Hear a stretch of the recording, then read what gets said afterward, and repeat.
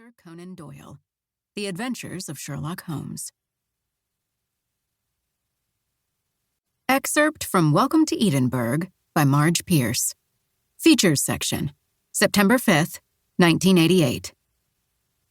Some may not realize that Edenberg is known not only for the very first Catholic cathedral to offer an Our Lady of the Guadalupe shrine. We're also known for our wine. William von Hoffman founded the town in 1849, settling in the hill country and naming his acreage Edenberg. He saw the land as the perfect place to start anew for his family and friends. The climate was mild most of the year, similar to his homeland in Germany, and he was glad he'd brought with him cuttings from his family's winery, Weingut Hoffman. Unfortunately, for reasons William never understood, according to his diaries, the Pinot Blanc grapes did not fare well in this new soil. So, within 5 years, his dreams of a Texas winery had shriveled on the vine. At least we still have Our Lady. Speaking of which, this year's paddle parade is expected to be quite the shindig. The band Mariachi Mayhem will perform in the town square at 7 p.m. sharp, and you can come out early for a sampling of some of the finest wine from Messina Hoff, our neighbors to the east. We're grateful to them for sharing their wine, since we no longer make our own. Hope to see you there. 1. Monday, 1 week before the fire. Nichole.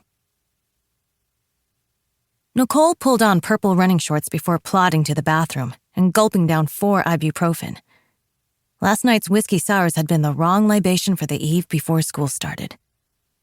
Without looking in the mirror, she applied moisturizer with SPF and pulled back her straight black hair into a wide cloth headband, banging brushes and bottles as she went. As she made herself a bowl of oatmeal, she created as much racket as possible, hoping all the while that the man in her bed would wake up. When 15 minutes passed and he was still snoring soundly, Nichole left him a note saying she'd gone for a run and he should let himself out. Then, she turned her clock radio to the 80s station at full volume, Bon Jovi's Living on a Prayer, echoing behind as she dashed out the front door as fast as her former cross-country legs would carry her. Nichole was a 39-year-old Korean-American woman sneaking out of her own house. It had come to this. Hot and sticky couldn't sufficiently describe the smothering humidity, like a stack of wet paper towels pasted to her head, as she jogged the path she took every morning, only recently running from the men she'd invited home. This had to be the 4th such morning, or the 5th.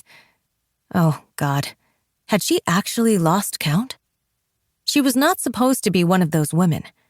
She should have called her best friend Jenny, like she'd promised to do if ever this situation arose again. I'm back now. You don't have to grieve alone. Jenny had told her earlier this summer, looking Nichole straight in the eyes. Much had changed since that first day of kindergarten, when they'd swung side by side, conversing about the best name for the puppy Jenny's mother had brought home. They'd finally settled on Blue Bonnet Rose Dandelion, but their friendship had solidified. The next day on those same swings, Nichole had asked Jenny if she wanted to be booby friends. She'd heard the term bosom buddies on TV and asked her big sister what the first word meant. When Jenny said yes, Nichole figured she'd made a friend for life, that they'd forever be on the same team. She'd been right so far. But Nichole hadn't called her oldest friend before that first drink, and now here she was. She reached the edge of the neighborhood where the asphalt ended and the earthen path into the woods began.